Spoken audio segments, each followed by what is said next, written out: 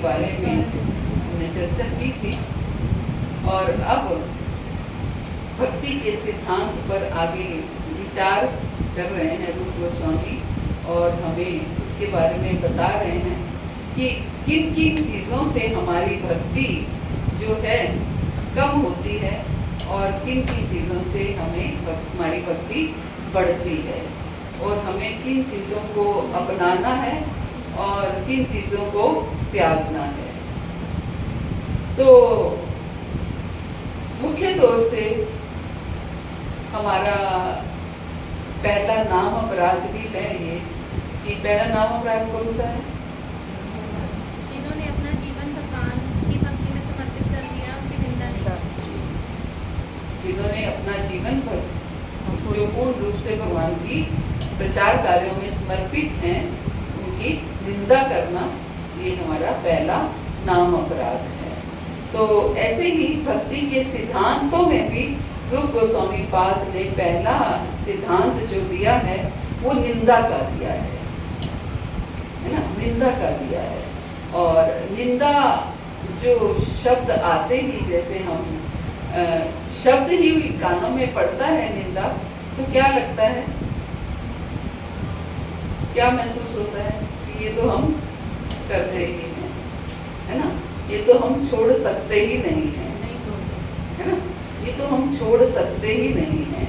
तो फिर कैसे पहले सिद्धांत पर ही हम खरे नहीं उतरेंगे तो भक्ति में आगे कैसे बढ़ेंगे, है ना। तो मुख्य हमारा उद्देश्य कृष्ण प्रेम प्राप्ति का है कि हमें भगवत प्राप्ति करनी है, भगवत प्रेम प्राप्त करना है और जिसका पहला सिद्धांत ही निंदा बता रहे हैं। और सिद्धांत बताए लेकिन आगे जो विचार करने वो सिद्धांत पूरे हो गए। गोस्वामी पाद कहते हैं वो जैसे हमने पहले पढ़े कि गुरुपद आश्रय धारण करना चाहिए और भी कई सिद्धांत हमने पढ़े, लेकिन इनके अलावा ये सब करने के बाद हमने गुरुपद आश्रय भी धारण कर लिया, सब कुछ कर लिया, हमने श्रवण भक्ति भी की, हमने अध्ययन भी किया, हमने सब कुछ किया, सेवा भी की, सब कुछ किया, लेकिन साथ के साथ निंदा भी की, है ना। ये सब करने के साथ साथ हमने निंदा की तो फिर उसका क्या लाभ होगा, उसका हमें क्या दंड भुगतान करना पड़ेगा। ये रूप गोस्वामी बात समझाना चाह रहे हैं कि ये ऐसे हो गया कि जैसे हाथी गंगा स्नान करके और बाहर आकर के फिर से रेत में लोटपोट हो जाता है कि हम सारे कार्य कर रहे हैं, भजन भी कर रहे हैं, नाम जप कर रहे हैं, अध्ययन कर रहे हैं, श्रवण कर रहे हैं, सेवा भी कर रहे हैं, सब कुछ कर रहे हैं, लेकिन साथ के साथ निंदा भी कर रहे हैं। कि छोड़ना चाहते नहीं है क्योंकि जन्मों जन्मों से आदत है इसकी।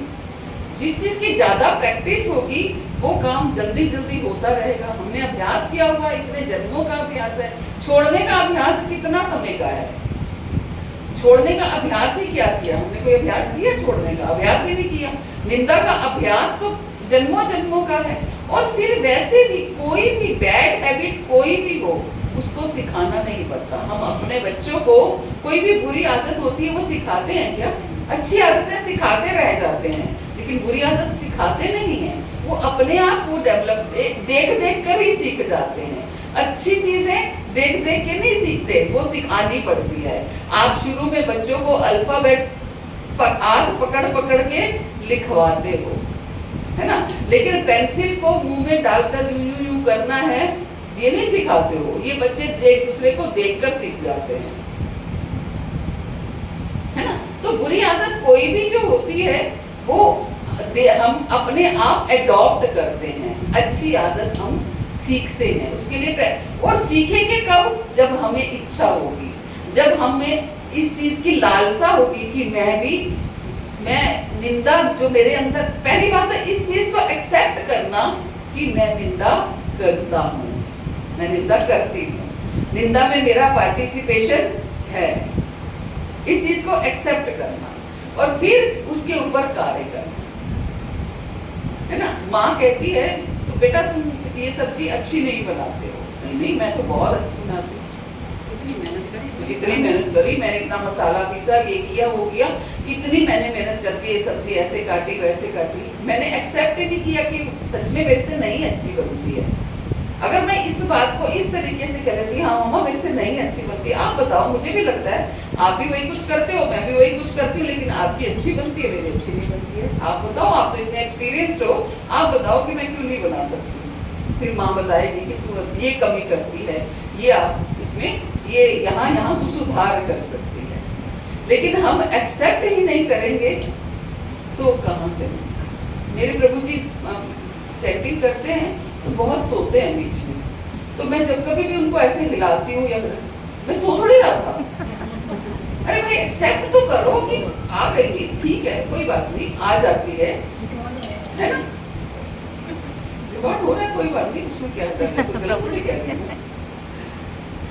तो एक्सेप्ट करना है हमें, हम जो भी गलती करते हैं उससे करते हैं ये होती है, उसको एक्सेप्ट करना है।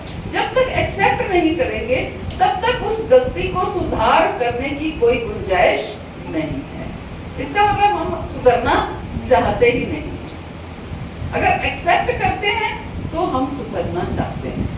फिर हम अपने इस कमी की वजह से, अपने इस बुरी आदत की वजह से हम खुद परेशान हैं, लेकिन हमसे नहीं होती है ना। जब हम खुद परेशान होंगे तब हम, जैसे कई लोग कहते हैं हम सुबह देर से जल्दी उठ नहीं पाते हैं। अगर तो वो खुद परेशान है, वो जल्दी नहीं उठ पाते हैं, तो वो उसका कोई ना कोई वे आउट निकालेंगे। अपनी किसी फ्रेंड को बोलेंगे, किसी को भी बोलेंगे, मेरे को फोन कर देना, मुझे घर में भी बोलेंगे मेरा अलार्म बजे तो मुझे उठा देना, क्योंकि मेरी आदत है मैं फोन बजता, अलार्म बजता है तो उसको बंद करके फिर सो जाती हूँ। तो प्लीज आप मेरे को उठा देना, जब अलार्म बजे तो आप मुझे हिला देना, अगर मैं चाहती हूँ कि मैं जल्दी उठूँ तो। लेकिन अगर मैं इस चीज को एक्सेप्ट ही नहीं करती कि मैं जल्दी नहीं उठ पाती हूँ, तो फिर तो मेरे को कोई सुधार ही नहीं सकता, कोई ताकत नहीं सुधार सकती, है ना। अगर हम अपने आप को चेंज करना चाहते हैं तो सबसे पहले हमें अपनी आदत को हमें खुद एक्सेप्ट करना पड़ेगा कि हम ये गलती कर रहे हैं। और अगर गलती करेंगे तो आप किसी को भी नहीं बोलेंगे, आप भगवान के आगे भी रोज प्रार्थना करते रहेंगे तो भगवान भी आपकी मदद करेंगे। लेकिन उसके लिए भी आपको गलती को स्वीकार करना पड़ेगा। प्रभु मैं वो अपनी इस आदत से बहुत परेशान है, मेरे मन में उसके प्रति बहुत द्वेष है, बस ऐसा कुछ करो कि मेरा ये द्वेष खत्म हो जाए। ये भी चुगली हुआ है, ये लाइन भी चुगली हुआ, मतलब ये भी निंदा भगवान को निंदा हुई। शिकायत करना, मेरे मन में यही बात आ रही थी जो आपने अब लाइन बोली, ये क्या भगवान के सामने मतलब बोलने भगवान के आगे बोली तो जिस पर्सन से हम परेशान है उसकी निंदा हुई। नहीं हम परेशान नहीं, हम तो ये कह रहे हैं कि मुझे उनसे द्वेष है, मतलब मेरे मन में उसके प्रति ईर्ष्या है, मुझे मेरे मन में उसके प्रति द्वेष है। तो अपनी गलती को देखना है, उसकी गलती को नहीं देखना है ना। हमें अपनी गलती को देखना है कि वो तो जो कर रहे हैं अच्छा कर रहे हैं, बुरा कर रहे हैं, लेकिन मेरे मन में तो ये द्वेष ना आए कम से कम, है ना। मेरे मन में निंदा का भाव ना हो, है ना। मैं कभी किसी की निंदा ना करूं। तो ये अगर हम अपनी इस कमियों को, इन गलतियों को समझेंगे तो जरूर उनमें सुधार होगा, भले ही समय लगे लेकिन सुधार अवश्य होगा। लेकिन अगर समझेंगे नहीं तो नहीं सुधार हो सकता। तो इसलिए सबसे पहला इसका गुण यही है कि हमें एक्सेप्ट करना है कि हम निंदा करते हैं। कहते हैं ना कि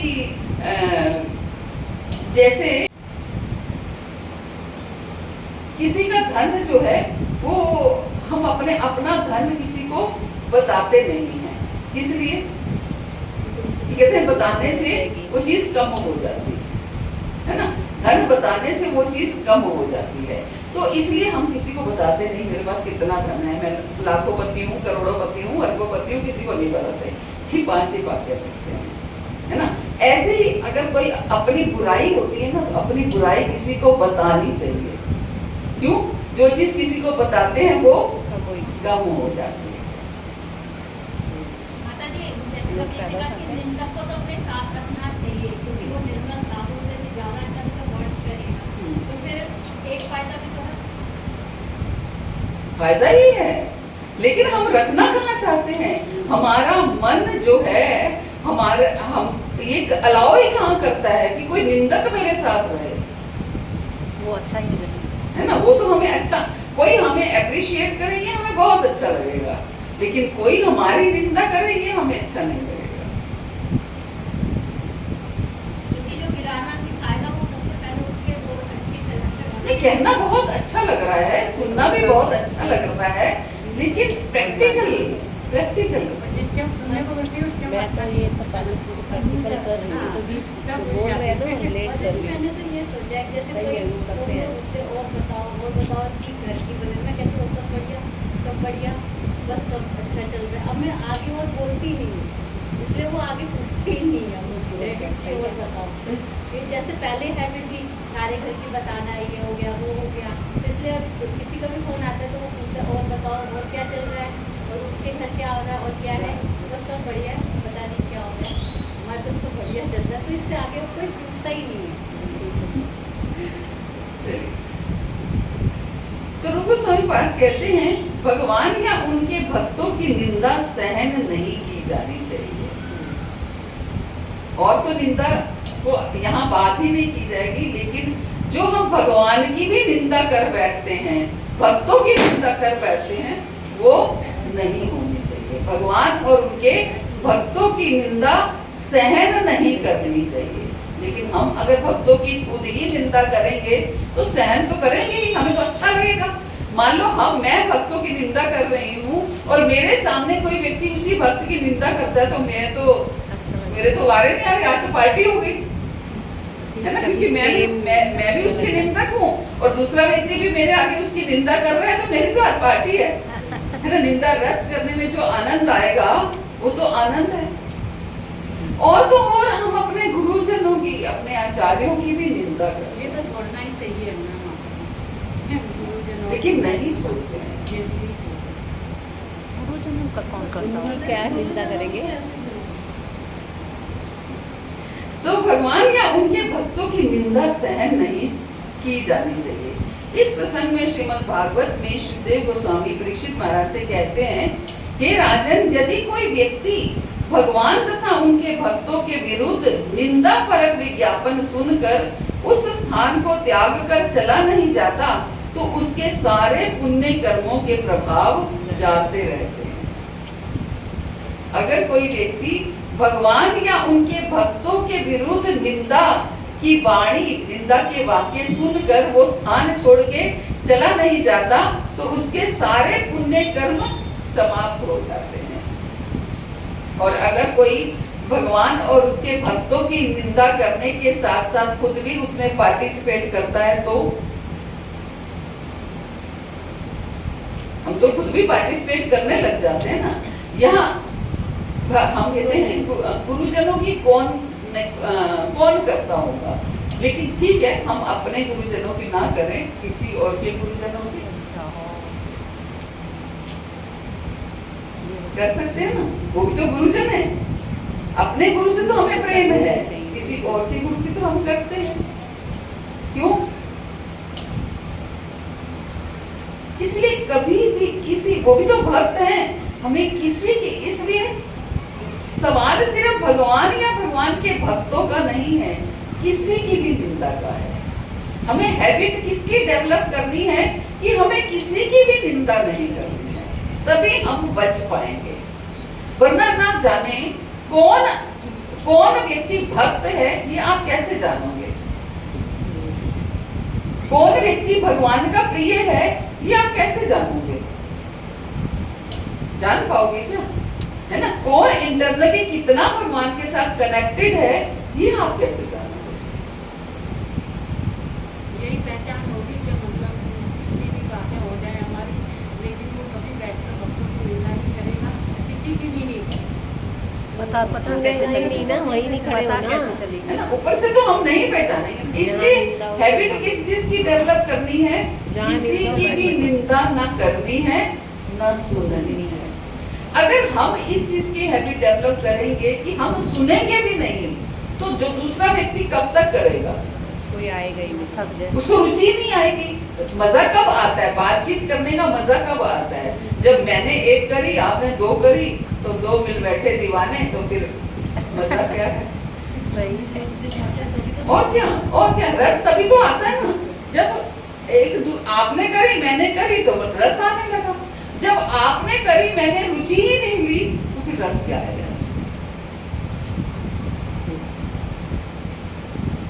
ना?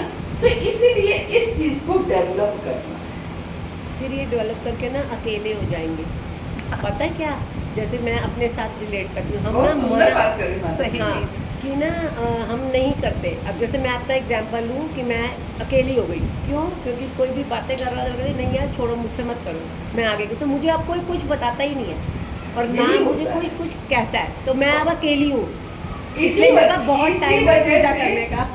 इसी वजह से पूजा हम करने का बहुत पार्टिसिपेट करते हैं। ताकि इसी वजह हमारा से हम बना पार्टिसिपेट करते हैं कि हमें लगता है कि हम तो समाज में रहते हैं, हाँ। तो समाज में रहकर तो ये काम कर, जैसे खास तौर से ऑफिस वगैरह में जाएं, तो हम जब मैं इस ब्रांच में आई थी, मैं बता रही हूँ कि हमारे यहाँ पे 15-16 लेडीज थी, सब एक साथ लंच करती थी।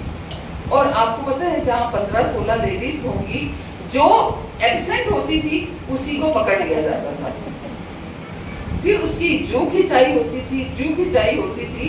ये एटमॉस्फेयर था इस ब्रांच का। और आज के डेट में इस ब्रांच का ये एटमॉस्फेयर है कि हर लेडी एक दूसरे के ऊपर जान देती है। मतलब इतना अच्छा एटमॉस्फेयर है, कोई मतलब नहीं कि कोई किसी की कभी भी निंदा कर जाए, कभी भी, और किसी यानी कि मेरे सामने किसी के सामने भी निंदा कर जाए। इतना चेंज हो गया विद इन 10 इयर्स, ये सारी ब्रांच बदल गई। संगत का असर बस ऐसे बोल बोल के वही संगत का असर चेंज हो गया, एकदम चेंज हो गया सब। और पता भी नहीं चला किसी को कि कैसे चेंज हुआ। सब लोग खुद उस पीरियड को याद करते हैं, हम कभी कभी बैठ के, कि पहले हम क्या करते थे। लंच टाइम उस समय 1.25 घंटे का वैसे ही लंच टाइम होता था, और लंच खाने में कितनी देर लगती है? 15 मिनट। 15 मिनट खा के आधे घंटा यही काम होता था।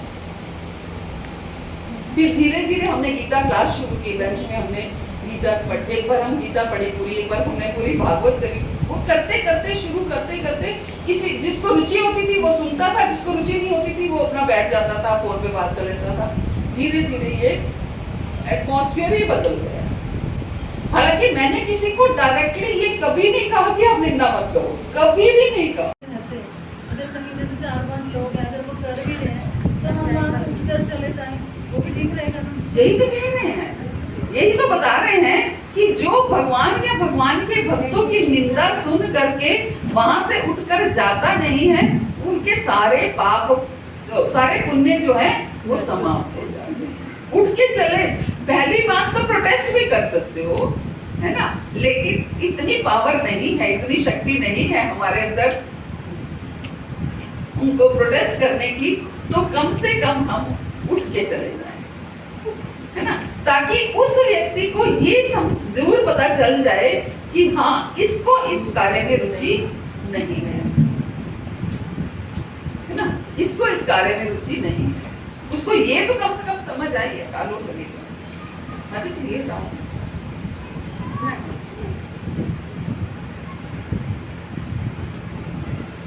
कम से कम उसको ये समझ में आए कि इसको निंदा में रुचि नहीं है। एक बार करेगा, 2 बार करेगा, तीसरी बार हो सकता है आपको ये सुना भी दे, मैं तो जो कुछ भी बोलती रहती तुम तो सुनती ही नहीं, चौथी बार वो करेगा ही। इस तरीके से हम अपने आप को बचा सकते हैं, है ना। लेकिन अगर हमारी ही रुचि है, हम ही बीच में पार्टिसिपेट करते हैं, तो कोई कुछ भी नहीं कर सकता, कोई कुछ नहीं कर सकता। फिर हम हमारे जैसे जन्म पर जन्म निकल गए हैं पहले, अब आगे भी निकल जाएंगे इसी कार्य में लगे हुए, फिर हमारा कुछ नहीं हो सकता। लेकिन अगर हम इंटरनली चाहते हैं कि हम अपने आप को चेंज करें, हम परेशान हैं अपनी इस आदत से, तो जरूर चेंज हो जाएगा। एक माँ, बच्चा जो है मीठा बहुत खाता है, तो माँ क्या करती है, कुछ कड़वा उसको खिलाने के लिए प्रयास करती रहती है, क्योंकि परेशान है उसकी इस आदत से। तो इस तरीके से क्योंकि परेशान है होंगे जब तक, तो ही हम अपनी इस आदत को छोड़ पाएंगे, है ना। आगे क्या कहते हैं, सुखदेव गोस्वामी परीक्षित महाराज से कहते हैं, फिर चैतन्य महाप्रभु के शिष्टाष्टकम श्लोकों में से एक में कहा गया है, भक्त को वृक्ष से भी अधिक सहिष्णु तथा तृण से भी अधिक विनीत होना चाहिए। तृणादपि सुनिचेन तरोरपि सहिष्णुना अमानिना मानदेन कीर्तनिया सदा हरि। कि भक्त को क्या होना चाहिए, तृण से भी ज्यादा अपने आप को विनीत मानना चाहिए, छोटा मानना चाहिए, तिनके से भी छोटा और वृक्ष से भी ज्यादा सहनशील।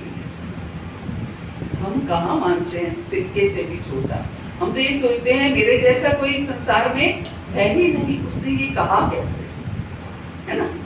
तो तृण से भी अधिक विनीत होना चाहिए, उसे अन्यों का पूरा सम्मान करना चाहिए, किंतु अपने लिए कोई सम्मान स्वीकार नहीं करना चाहिए। इतना विनीत तथा उदार भक्त होते हुए भी जब चैतन्य महाप्रभु को श्री नित्यानंद के शरीर पर लगे घावों की सूचना दी गई, तो वे तुरंत उस स्थान तक दौड़े गए और उन्होंने जगाई तथा मधाई नामक अपराधियों को मार डालना चाहा। महाप्रभु को जब पता चला कि नित्यानंद प्रभु को जगाई और मधाई ने मारा है, तो महाप्रभु को बड़ा क्रोध आया, उनको मारने के लिए वो दौड़े। क्यों? क्योंकि एक भक्त के ऊपर वार हुआ था। चैतन्य महाप्रभु का ये आचरण बहुत महत्वपूर्ण है। ये दिखलाता है कि वैष्णव अत्यंत सहिष्णु तथा विनीत हो सकता है और अपने आत्म सम्मान के लिए सर्वस्व त्याग सकता है, किंतु जब कृष्ण या उनके भक्त की प्रतिष्ठा का प्रश्न आता है तो वह किसी प्रकार का अपमान सहन नहीं करते। भक्त अपने लिए कुछ भी सहन कर सकता है, लेकिन जब कृष्ण या उनके भक्तों के मान सम्मान की बात आती है तो वो कुछ भी सहन नहीं करते।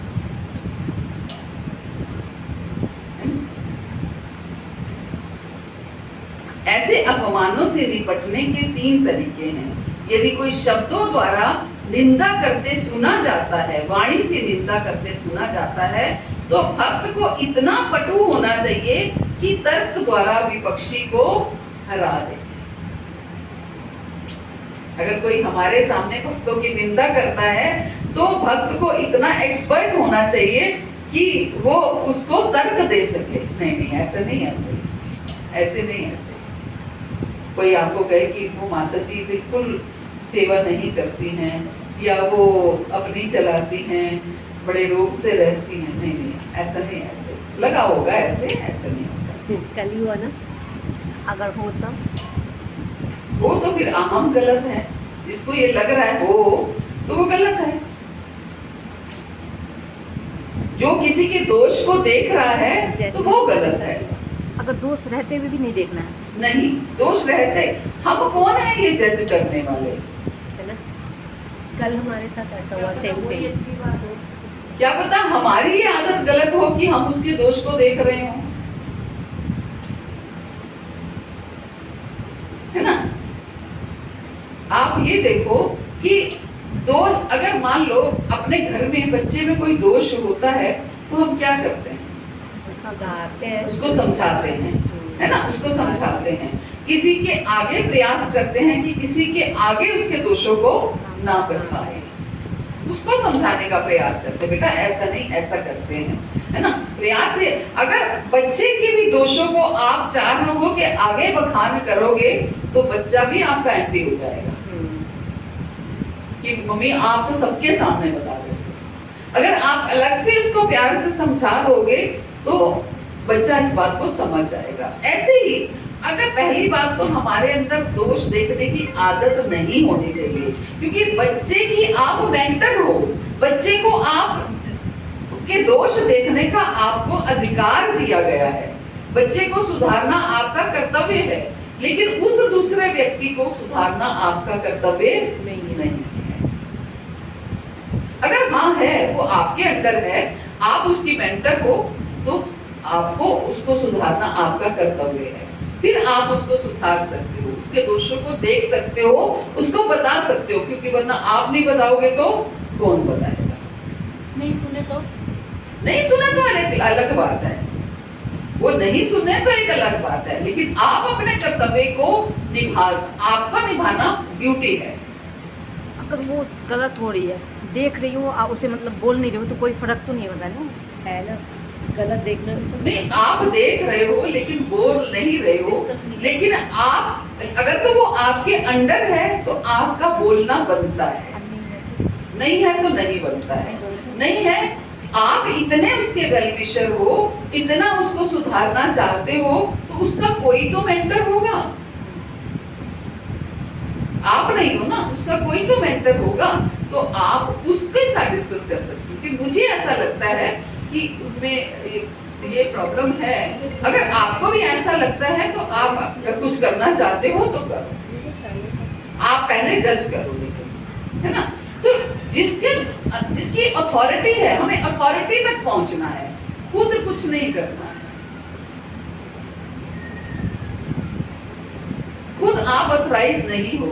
आप ऑथराइज किसके हो? जो आपके अंडर हैं, आपके बच्चे आपके अंडर हैं, आपके अंडर मान लो अब कल भारती माता जी हैं, भारती माता जी आपके थ्रू सेंटर में आए हैं, अगर इनको कोई बात समझानी होगी तो आप समझा सकते हो कि आप पहले आए हो, आपको ज्यादा पता है, उनको कम। भारती ऐसे नहीं, सेंटर के ये रूल्स रेगुलेशंस है, आप ऐसे नहीं ऐसे किया करो, तो आप उनको कह सकते हो। लेकिन अगर है और किसी को नहीं, और किसी को आप नहीं कह सकते। बुरा मान जाएंगे, आएंगे नहीं अपनी बात। लेकिन बात बुरा मानने की भी नहीं है, बात ना आने की भी नहीं है, लेकिन सिस्टम नियम यही है, यही कानून है, यही तरीका है बात को समझाने का। इसे आप उनके मेंटर्स को बोलो। आप एक बात बताओ, आपके पड़ोसी के बच्चे में कुछ आपको लगता है कि इसमें बहुत ये गलत आदत है, ये बहुत बुरी आदत है इसमें, मम्मी को बताइए, तो आप क्या करोगे? आजकल तो माता जी किसी को मत बताओ, सही है मम्मी को भी वो बताओ। एक ठीक बात है, लेकिन मान लो आपने अपने पड़ोस के बेटे को नशा करते हुए देख लिया, आप उसके वेल विशर हो, है ना, आप क्या मन करेगा कि ये बच्चा बिगड़ना नहीं चाहिए, सुधरना चाहिए, लेकिन अगर नहीं बताओगे तो बच्चा बिगड़ता चला जाएगा, माँ को नहीं पता है। और अगर आप उस बच्चे को टोकोगे तो बच्चा नहीं मानेगा कभी भी, और अपनी इंसल्ट और फील करेगा, तो आप क्या करोगे? किसी न किसी तरीके से उसकी मदर को कन्वे करोगे कि मुझे ऐसे ऐसे पता चला, आप एक बार कंफर्म कर लो इस बात को, क्योंकि मैं ये चाहती हूँ कि बच्चा बिगड़ना नहीं चाहिए, तो आप इसको देखो। छोटे बच्चे करते हैं, बारे लेकर होली में कोई भी आ रहा है, उठ रहा है, जवान आ रहा है, सबको मारने लग जाते हैं। अगर उनको टोको कि ऐसा ना करो, किसी के मुंह पे लग जाएगा, आँख पे लग जाएगा, तो उनको बुरा लगता है, क्योंकि माँ बाप को बोलते हैं कि आपका बच्चा ऐसा करा, तो फिर वो उसको समझ जाता है। कोई भी ऐसे मैं कि उदाहरण नहीं दे रही हूँ सब बातों का, कि हमें क्या करना है, हमें निंदा नहीं करनी है। हमें क्या करना है, अगर हम किसी को सुधारना भी चाहते हैं, हम निंदा किस लिए करते हैं? निंदा करने से क्या, जिसकी हम निंदा कर रहे हैं वो सुधर जाएगा क्या? नहीं सुधरेगा, बल्कि जब उसको पता चलेगा कि उसकी निंदा हो रही है, वो और हमसे कट ऑफ हो जाएगा। एक बच्चा है माता जी, मेरी दौरानी का बच्चा है, तो वो बहुत उदम करता है, बहुत ज़्यादा, हमारा गोलू भी करता है, तो वो बहुत ज़्यादा शैतानी करता है, तो वो मार देगा, गोलू आके बोलेगा उसने मेरे को बहुत मारा। उसकी मम्मी क्या कहती है, तू कम नहीं है, तू बहुत उदम करता है, वो तो अच्छा तो अपने आप ही तो वो पता है, वो जल्दी से आता है, हम कुछ कहते हैं तो मान लेता है, ज़्यादा कुछ नहीं करता। तो इस तरीके से हमें अपने आप को चेंज करना पड़ेगा, और सबसे पहले अपनी बुरी आदतों पर वॉच रखना होगा, आदत रखनी होगी, है ना। आदत मतलब आदत ये बनानी होगी कि हम कहाँ गलत हैं, हम कहाँ गलत हैं, कैसे अपने आप को चेंज कर सकते हैं। और निंदा करने से कभी कोई दूसरा व्यक्ति चेंज नहीं हो सकता, इसके बजाय कि हम उसकी आदत को सुधारने का प्रयास करें, किसी तरीके से उसके जिसके थ्रू वो सुधरता है उसको कन्वे करने का प्रयास करें, है ना। तो प्रभुपाद कहते हैं ऐसे अपमानों से निपटने के 3 तरीके हैं। यदि कोई शब्दों द्वारा वाणी से निंदा करते सुना जाता है तो भक्त को इतना पटु होना चाहिए कि तर्क द्वारा विपक्षी को हरा दे। यदि वह विपक्षी को हरा नहीं सकता तो उसे चाहिए कि वह विनीत होकर केवल खड़ा ना रहे, अपितु अपना जीवन त्याग दे। सोचिए कितनी गंभीर बात है। जो गोस्वामी पाद को ये लिखना पड़ रहा है कि अगर वो तर्क नहीं कर सकता, कोई आपके सामने निंदा कर रहा है तो आप उसके साथ तर्क नहीं कर सकते तो अपना जीवन त्याग दो। कि इस कहने का अर्थ ये नहीं है कि आपको सुसाइड कर लेना है, कहने का अर्थ ये है कि कितनी गंभीर है ये बात, है ना? ये बात कितनी गंभीर है, किस लेवल तक हमें निंदा को नहीं सुनना है। यदि वह ये दोनों विधियों को काम में नहीं ला सकता तो उसे चाहिए कि वह तीसरा तरीका अपनाए और वह उस स्थान को त्याग करके चला जाए, उस स्थान को त्याग करके चला जाए। यदि ये उपयुक्त तीनों विधियों में से कोई विधि नहीं अपनाता तो वो भक्ति के पद से नीचे गिर जाता है। अगर हम निंदा सुनते रहेंगे भक्तों की, भगवान की, ऐसे निंदा सुनते रहेंगे तो एक ना एक दिन हम भक्ति से नीचे गिरते जाएंगे। बहुत से भक्त आके बोलते हैं, माता जी हम आगे क्यों नहीं बढ़ पाते, हम वहीं के वहीं क्यों खड़े रहते हैं, हम आगे क्यों नहीं बढ़ पाते। तो उनके यही छोटे छोटे कई कारण होते हैं कि हम अपराध कर बैठते हैं, हम निंदा कर बैठते हैं। ये भी अपराध है, भक्तों की निंदा सुनना, भक्तों की निंदा करना, ये बहुत बड़े अपराध है। भक्तों का ही या और सबका? वैसे वो इसलिए कि आप नहीं जानते कौन भक्त है कौन नहीं है। आपको तो आपके यहाँ पर जो 50 भक्त आते हैं आप उन 50 भक्तों को जानते हो, या आपकी गुरु भाई बहन जो 500 भक्त हैं आप उन 500 भक्तों को जानते हो, बाकी है ना, किसी की भी निंदा करो, किसी के बारे में भी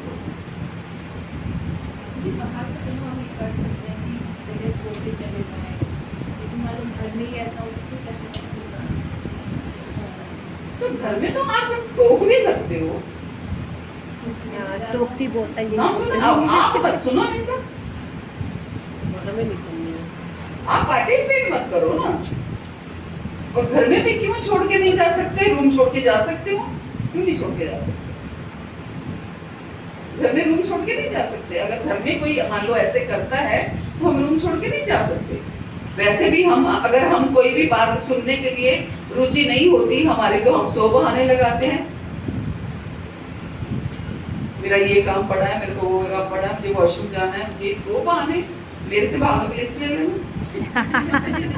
करना पड़ता है, और जिसको सुनना है किसी चीज के बारे में या पर्सन के बारे में कुछ तो होता है, ये निंदा या चुगली में आता है क्या जैसे किसी तीसरे बंदे के बारे में आपस में बात करनी कि ऐसा है। डिस्कस करने का उद्देश्य क्या है? अगर उसको सुधारना है तो नहीं है तो उसकी डिस्कस कमी- करने का उद्देश्य क्या है? कमी का मतलब डिस्कस हाँ, कर, वही होता है है? ना, कमियों का ही डिस्कस कर रहे हो। समझ गई मैं आपकी बात। मान लो आपको किसी भक्त में कोई गलती नजर आ रही है, कोई कमी नजर आ रही है, तो आप किसी से डिस्कस कर रहे हो। तो डिस्कस करने का उद्देश्य क्या है कि हम इसको कैसे सुधारें? नहीं, वो अपनी बात या रुचि लेने के लिए कि मेरे साथ ऐसा वही रुचि हो गई। तो बल्कि हम कह रहे थे मतलब ये आपके जैसे होंगे लेकिन हमारे तो सही है। क्या कमी मत बोल रहे हैं ये? देखो कि उसको कमी लग रही है एक पर्सन में और हमें उसमें कमी नहीं लग रही है, तो मैं तो सामने से ये बोल रही हूँ ठीक है, आपका और उनके विचार नहीं मिल रहे लेकिन हमारा तो अंडरस्टैंडिंग ठीक है, आप अपनी जगह ठीक हो। तो ये निंदा चुगली में है। हाँ, बिल्कुल निंदा चुगली नहीं है। अगर वो व्यक्ति आपके सामने इस चीज की वो कर रहा है तो आपको ऊपर से उसको समझा सकते हो कि माता जी देखने का नजरिया बदलना पड़ेगा, है ना। हमारा जितना कंसर्न है उतना ही हम करते हैं। कल माता जी मेरे साथ भी यही हुआ, मैं आज इसीलिए आई हूँ।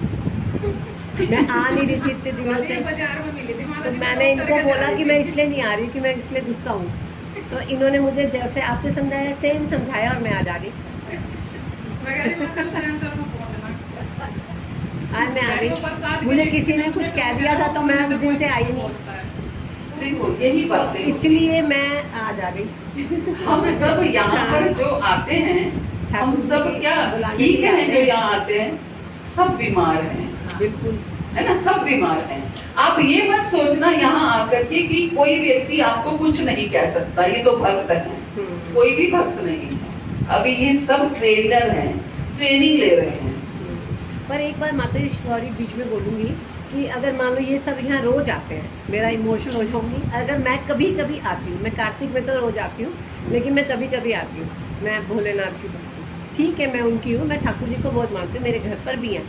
लेकिन कोई मुझे ये बोले खाने के लिए कि तुम आ जाइयो लाइन में हो तो तुम बाद में आओगी, बल्कि तुम्हें तो मेरा ज़्यादा आओ भगत करना चाहिए ना, मैं तुम्हारी गेस्ट हूँ।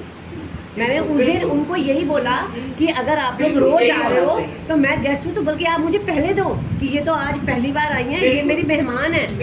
मैंने यही बोला और मैं चली गई, होना ही चाहिए। और मैं चली गई और फिर मैं आज आ रही हूँ। बिल्कुल यही होना चाहिए। अब से आप पहले लेना। नहीं भाई खाने की बात नहीं है, खाने की नहीं है, वो तो बात खाने की नहीं बात है, वैसे ही है, बात रिकॉर्डिंग ये हो रही है है, रिकॉर्डिंग कि हमें अपने आप को कितना चेंज करना है। हाँ। हमने ये वाणी कोई भी हो, मैं ये नहीं पूछूंगी कि ये किसने कहा, लेकिन ये वाणी ऐसी निकली ही क्यों। फिर मेरे दिमाग में तो ये होगा ना कि यहाँ आके फिर ये लोग तो फिर वही बातें कर रहे हैं ना जिस वजह से मैं कहीं और नहीं जा रही। अगर यहाँ की भी अच्छी शिक्षा नहीं मिल रही, देखो माता जी, यही बातें करनी है तो क्या करना? शिक्षा तो आप देख ही रहे हो क्या शिक्षा नहीं, मिल रही है, मैं ले है ना, नहीं रही, लेकिन शिक्षा को ग्रहण कितना कोई करता बस है, ये है ना। मैं बाहर की होके मुझे शिक्षा मिल रही है और मैं आने को उत्सुक रहती हूँ। सही में बता रही हूँ, मेरा बहुत मन होता है कि मैं जाऊँ, मैं जरूर जाऊँ, लेकिन हाँ लेकिन हम मैं सब जितने इसलिए सब नहीं आ पाती बुद्धिजीवी हैं, क्योंकि वो दिमाग है ना, वो आप वाली बात अब समझ आ गई ना कि नहीं लेनी ना, जो बोल रहा है वो बोले, हमें अपना काम अगर आप नहीं आए इतना टाइम तो मैं नुकसान किसका मेरा हुआ, लेकिन मैं वो आपका नुकसान वीडियो आपका जरूर हुआ। देखती हूँ। तो इसलिए हमें यही करना है कि अपने आप को बचा करके रखना है ना। तो पहली बात तो जिसने बोला वो गलत बोला, और दूसरी बात जिसने ग्रहण किया उसने भी गलत ग्रहण मैं किया, तो बहुत ही गलत किया, है ना, अपना उसने भी नुकसान गलत किया इतने दिन। उसने भी गलत ग्रहण किया। तो हमें अपने येन केन प्रत्रेन अपनी भक्ति को बचा करके रखना है। बस करना क्या है, हमें अपनी भक्ति को बचा करके रखना है ना। निंदा सुनने से हमारी भक्ति कम होती है तो वो नहीं सुननी है, निंदा करने से हमारी भक्ति कम होती है वो नहीं करनी है। अगर किसी ने हमारे मान सम्मान पे कोई ठेस पहुंचा दी, उससे हमारी भक्ति कम होती है तो हमने उस वो भी खत्म। ठेस को नहीं लेना है, उस मान सम्मान को साइड पे कर देना है ना। तो इसीलिए तो महाप्रभु ने सारी चीजें देखो इंक्लूड करी हैं। तृणादपि सुनिचेन, अपने आप को तृण से छोटा। अगर जैसे किसी ने हमें मान लो ये कहा कि प्रसाद के लिए या किसी के लिए भी, हम ये हमारे मन में अगर ये भाव आ जाता, ठीक है ना यार, मैं हूँ कौन, मैं तो तृण से भी छोटी हूँ, है ना, तो हम इस बात को नहीं लेते। पहली बात, कहने वाले ने इतना गलत किया कि उसको समझ ही नहीं आई कि सच में हम खुद भले ही ना पाए, लेकिन जो आया है उसको हमें स्वागत करके देना है ना। ये बात हम कब सीखेंगे, कब सीखेंगे? बहुत बड़े हो गए, कब बड़े होंगे? जैसे बच्चों को कहते हैं ना, कब बड़े हो गए, अब बड़े हो जाओ। और मुझे ठाकुर जी ने इनवाइट किया था, एक सेंटर में कि जैसे तभी आ गए। आज भी खुद ही आई हूँ। भक्तों को खिलाना, और जो बड़े भक्त हैं जो है परमानेंट के, उनको बाद में पाना। एक सेंटर यही होता है हर सेंटर बहुत में। ही अच्छा लगा ये रूल, और यहाँ हमारे लिए मैं थोड़ा सा पहले ऐसे ही होता था, यहाँ भी ऐसे ही होता था, अब चेंज होने लगा। अभी भी तो ऐसे ही होता है। तो फिर ये बहुत भी अच्छा complaint लगता है, मुझे तो बहुत अच्छा लगता है यहाँ आना। और वो कार्तिक का महीना तो मेरा इतना अच्छा जाता है ना पूजा करना। अब कोई बाहर की होगी, पता नहीं आप जो बोला होगा, पता नहीं कौन बोला। पुरानी है, हमें यही लगता है ये सिखाया तो यही जाता है, रिकॉर्डिंग बंद करो। हो सकता है कभी ऐसा हुआ हो, जरूरी है। है ना। थैंक यू उसके लिए। आप चलिए, तो ये था निंदा, हमने पूरी क्लास निंदा पे बिता दी। तो बहुत अच्छा था, बहुत mindset इम्पोर्टेंट टॉपिक बहुत था important है ये। ये। और ये मुख्य तौर से ये हमारी भक्ति में सबसे ज्यादा अड़चन पैदा करते हैं। तो हमें जो ज्यादा अड़चन पैदा करते हैं उसको ज्यादा कवरेज देनी है ना। इसीलिए आगे है तिलक तथा तुलसी कंठी। पद्म पुराण में वर्णन है कि जो वैष्णव अपने शरीर को किस प्रकार तिलक तथा कंठी से अलंकृत करे।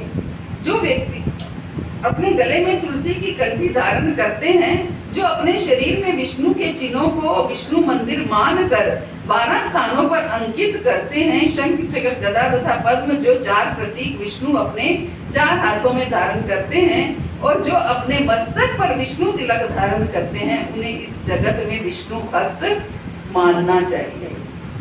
जो अपने माथे पर तिलक और गले में कंठी धारण करते हैं, उन्हें क्या होता है, विष्णु भक्त मानना चाहिए। उनकी उपस्थिति से जगत शुद्ध होता है और वो जहाँ भी रहते हैं उस स्थान को वैकुंठ के समान बना देते हैं। तो जो भी अपने माथे पर तिलक और गले में कंठी धारण करते हैं, वो एक तरह से विष्णु के भक्त हैं। वो जहाँ भी रहते हैं उसको वैकुंठ बना देते हैं। अब प्रश्न ये उठता है कि क्या खाली कंठी तिलक धारण करने से कोई भक्त बन जाता है ना। कोई वैसे भी छठे भक्त है और वो खाली कंठी तिलक धारण कर रहा है, तो क्या वो भक्त बन सकता है? पहली बात तो किसी के अंदर भी इतनी ज्यादा शक्ति नहीं है कि वो अगर भक्त नहीं है तो वो कंठी तिलक धारण करे। आप देख, बिल्कुल सही। कंठी तो पहन लेते हैं, दोनों चीजें की बात हो रही है ना। कंठी तिलक धारण करना सबके बस की बात नहीं है, हर कोई नहीं कर मैंने सकता। इतनी बार ली तुलसी माला और मैं लाके वो चूम चाम के मैं कहती हूँ आज मैं इसको पहनूंगी, और मैं जैसे उसको ले रखा होता है और मुझे कोई मिल जाता है ऐसा कि मुझे वो उसको देनी पड़ जाती है। मतलब वो मेरे लिए नहीं होती, वो उनके लिए होती है। मतलब कितनी बार मैंने लिया कि मैंने वो लेके दी किसी और पर। मतलब मुझे कोई ऐसा मिल जाता है आगे से कि वो मुझसे वो ले ही लेता है। तो कंठी तिलक मतलब मेरे पास धारण रहती करने ही नहीं वाले है। जो भक्त हैं उन्हें विष्णु भक्त मानना चाहिए। इसी प्रकार का कथन स्कंद पुराण में आता है, जो इस प्रकार से है कि जो व्यक्ति अपने शरीर पर तिलक या गोपी चंदन वृंदावन के कुछ भागों में पाई जाने वाली चिकनी मिट्टी रज धारण करते हैं, और जो अपने शरीरों पर भगवान का पवित्र नाम अंकित करते हैं, और जिनके गले तथा वक्षस्थल में तुलसी की माला रहती है, उनके पास यमदूत कभी नहीं आते। जिनके गले में तुलसी माला होती है, माथे पर तिलक होता है, तो उनके पास यमदूत कभी नहीं आते। कौन जाते हैं? विष्णु दूत जाते हैं, है ना। विष्णु दूत जाते हैं। तो कितना सुंदर हम विष्णु दूत आपको भगवान के धाम में ले जाएंगे, और फिर वापिस आपको इस भौतिक जगत में नहीं आना पड़ेगा। मेरा ग्रैंडसन है, तो वो उसको कहीं से हेल और हेवन पता चल गया, और आकर के उसने बोलने लगा कि जो बैड लोग होते हैं वो हेल में जाते हैं, हाँ वो हेल में जाते हैं, और जो गुड लोग होते हैं वो हेवन में जाते हैं, हाँ वो हेवन में जाते हैं। तो फिर हम गोलोक में क्यों जा रहे हैं? हमें भी हेवन में जाना चाहिए। तो उसकी माँ ने बोला कि अगर हम हेवन में जाएंगे तो फिर हमें वापस आना पड़ेगा यहाँ पर, फिर तेरे को वापस ये जो तू पढ़ाई कर रहा है ये वापस तेरे को पढ़नी पड़ेगी। ओ नो मुझे तो गोलोक जाना है, तो ओ नो मुझे तो गोलोक जाना है। तो वापस आकर के हमें फिर वापस यही चक्की खींचनी पड़ती है। तो इसी वृंदावन के कुछ भागों में पाई जाने वाली चिकनी मिट्टी रज धारण करते हैं, और जो अपने शरीरों पर भगवान का पवित्र नाम अंकित करते हैं, उनके पास यमदूत नहीं आते। यमदूत यमराज के सिपाही हैं और सभी पापी पुरुषों को दंड देते हैं। जो वैष्णव हैं उन्हें ये यमदूत कभी नहीं बुलाते। श्रीमद् भागवत में अजामिल के उद्धार के प्रसंग में कहा गया है कि यमराज ने अपने सहायकों को स्पष्ट निर्देश दिए कि वे वैष्णवों के पास ना जाएं। वैष्णव जन यमराज के कार्य क्षेत्र से परे हैं। यमराज ने यमदूतों को ये स्पेशल निर्देश दिए हुए हैं कि वो वैष्णवों के पास ना जाएं, जो कंठी तिलक धारण किए हैं उनके पास ना जाएं। कहते हैं कि तुलसी को टच भी कर रहा हो कोई, एक वो स्टोरी आती है ना कि कोई जा रहा था, तुलसी का पौधा पास में था, जाते जाते गिर गया और तुलसी का पौधा टच कर रहा है, तो भी यमदूत उसको छोड़ करके चले गए। तो तुलसी, तभी तो लास्ट में तुलसी दल रखते हैं, मुख में तुलसी दल रखा जाता है, इतना तुलसी का महत्व है। तो उस तुलसी को अगर हम कंठ में धारण करेंगे तो वैष्णव कहे जाएंगे, है ना। भले ही इंटरनली ना हो, लेकिन भगवान ने जिन जिन चीजों के प्रॉमिस किए हैं तो वो भगवान पूरे करते हैं। भगवान ने, भले ही हमने पूरा जीवन भगवान का नाम ना लिया हो, लेकिन अंत समय में अगर भगवान का नाम लिया है तो भगवान जो है वो अपने धाम लेकर ही जाते हैं, क्योंकि भगवान ने प्रॉमिस किया है अंत काले चामा में ईश्वर मुक्तवा कलिवरम, है ना। तो इस तरीके से भगवान ने ये भी कहा है कि जो कंठी धारण करते हैं, मीन्स जो तुलसी धारण करते हैं, जो माथे पर तिलक लगाते हैं, तो यमदूतों को इंस्ट्रक्शन दी हुई है कि वो ये ना करें, वो उनको टच नहीं कर सकते हैं।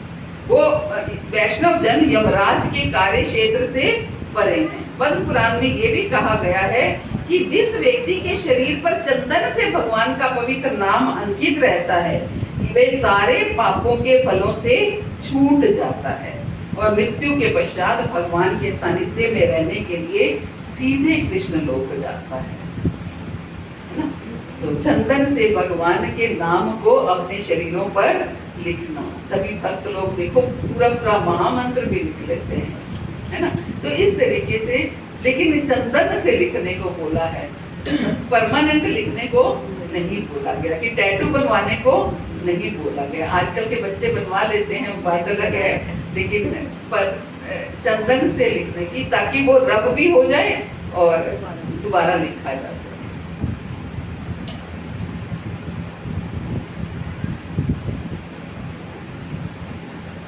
फूल मालाएं स्वीकार करना। अगला निर्देश ये है कि मनुष्य को अर्चा विग्रह को अर्पित की गई फूल मालाएं पहननी चाहिए। जैसे भगवान को हम हार ऑफर करते हैं, उसको खुद ग्रहण करना। श्रीमद् भागवत में उद्धव जी कहते हैं कि हे कृष्ण, मैंने आपके द्वारा प्रयुक्त और भोगी गई वस्तुएं यथा फूलों की मालाएं, साधुओं के वस्त्र, अलंकरण तथा वस्तुएं ग्रहण कर ली हैं, और मैं आपके उच्छिष्ट भोजन को ही खाता हूँ, क्योंकि मैं आपका तुच्छ दास हूँ। इस तरह मुझे विश्वास है कि भौतिक शक्ति माया का जादू मुझ पर नहीं चल पाएगा। तो इस श्लोक का अर्थ यही है कि जो व्यक्ति गोपी चंदन के तिलक से शरीर को अलंकृत करने के विधान को अपनाता है और कृष्ण की अर्पित की कोई मालाएं धारण करता है, उसे माया अपने वशीभूत नहीं कर सकती। इसीलिए जब संत लोग जाते हैं इस भौतिक जगत से, और उनकी क्या है, पुष्प समाधि अलग बनती है ना, यानी कि गले में डाला हुआ, भगवान के गले में डाला हुआ फूलों का हार हो, या भक्तों, बड़े बड़े भक्तों के गले में डाला हुआ फूलों का हार हो, वो सब पूजनीय हैं, वो सब आदरणीय हैं, उन सबको हम ग्रहण करना चाहिए, है ना। कभी कभी गुरु महाराज अपना हार देखते हैं तो कैसे सब लोग उनको लेना चाहते हैं। तो ये क्या होते हैं, ये पवित्र, ये क्या, इनको क्या बोलते हैं, ये इनको हमें क्या बोलते हैं,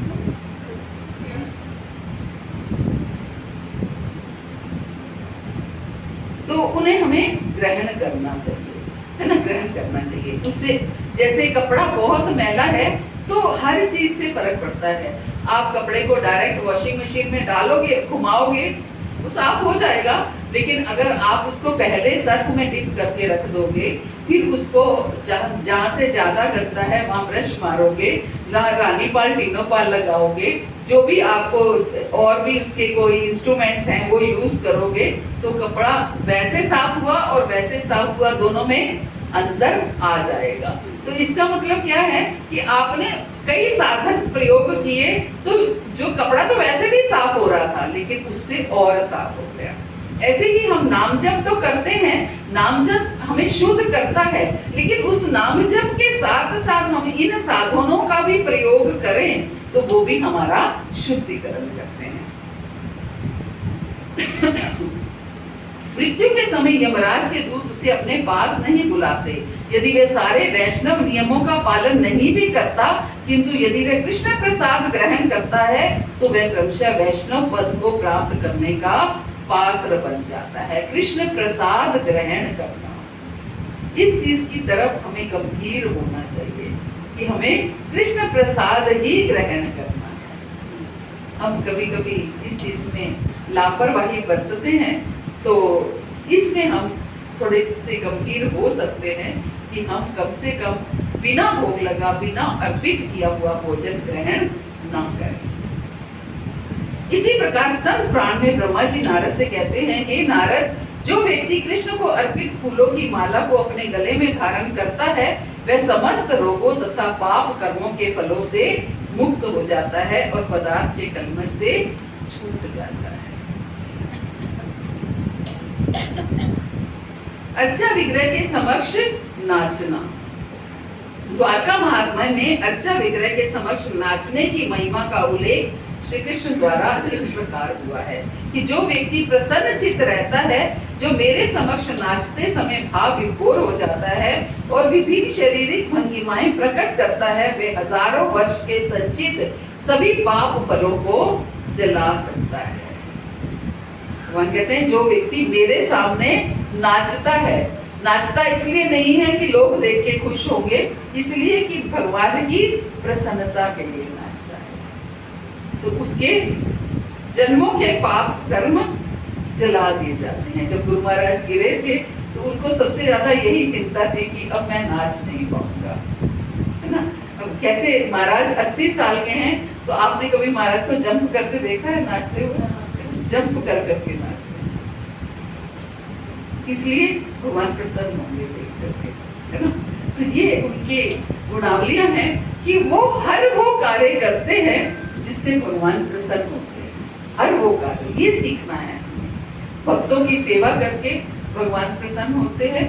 तो और कुछ नहीं, तो मैंने तो महाराज को पंखा चलते हुए भी देखा है लोग भक्तों को। हम एक बहुत पहले शुक्रताल गए, वहाँ सब प्रसाद पा रहे थे। उस समय यूपी में लाइट बहुत जाती थी, पुरानी बात है। तो लाइट चली गई, सब पंखे बंद हो गए, तो महाराज सबको पंखा कर रहे हैं। भक्त लोग प्रसाद पा रहे हैं, महाराज पंखा कर रहे हैं। ऐसे ये गुरु है ना। तो इस तरीके से वो हर वो कार्य करते हैं जिससे भगवान प्रसन्न होते हैं, है ना। तो ये हमें सीखना है कि भगवान किससे प्रसन्न होते हैं, हम वो करें।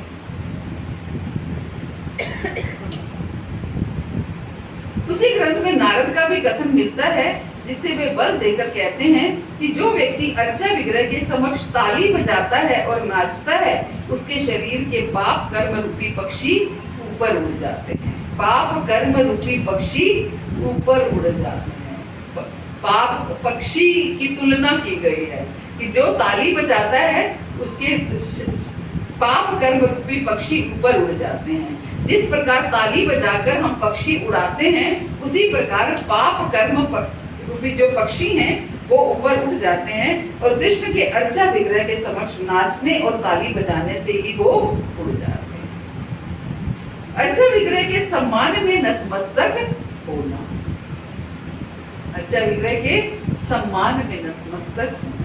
नारदीय पुराण में अर्चा विग्रह के समक्ष नतमस्तक होने और नमस्कार करने के विषय में एक कथन मिलता है, जिसमें कहा गया है कि जिस व्यक्ति ने महान यज्ञ अनुष्ठान किया है और जिस व्यक्ति ने भगवान को समक्ष नतमस्तक होकर केवल नमस्कार किया है, उन्हें एक समान नहीं माना जा सकता। जिस व्यक्ति ने महान यज्ञ अनुष्ठान किया है और जिस व्यक्ति ने भगवान के समक्ष नतमस्तक होकर केवल नमस्कार किया है, उन्हें एक समान नहीं माना जा सकता। किसको ज्यादा मानेंगे? जिसने नतमस्तक, जिसने यज्ञ का अनुष्ठान किया इतना बड़ा, वो बड़ा नहीं है। जिसने भगवान के आगे नतमस्तक हो गया, वो बड़ा है। जिस व्यक्ति ने अनेक महान यज्ञ किए हों, उसे अपने पुण्य कर्मों का फल प्राप्त होगा, किंतु जब ऐसे फल क्षीण हो जाएंगे, उसे फिर से पृथ्वी लोक पर जन्म धारण करना होगा। पर जिस व्यक्ति ने एक बार अर्चा विग्रह के समक्ष नतमस्तक होकर नमस्कार किया है, वो इस जगत में फिर नहीं लौटेगा, क्योंकि वो सीधे कृष्ण धाम जाएगा।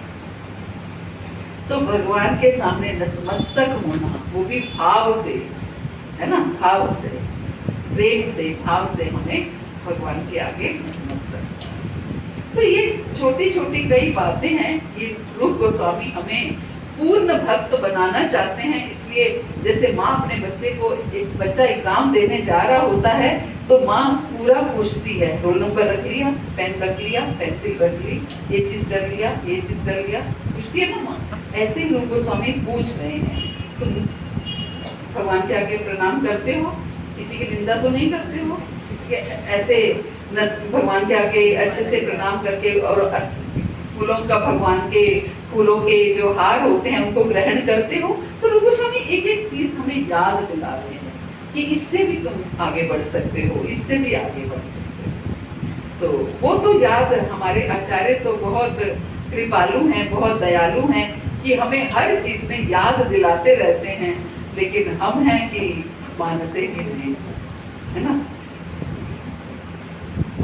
मेरा एक क्वेश्चन है। भूल जाते हैं कि यही समय है कि डिवोटी फैमिलीज थे, जैसे उनका बेटा मेडिकल का स्टूडेंट था, सेकंड ईयर का, मेडिकल का स्टूडेंट था, सेकंड ईयर में, तो कुछ मतलब जैसे चाहिए था अपनी मम्मी से बार बार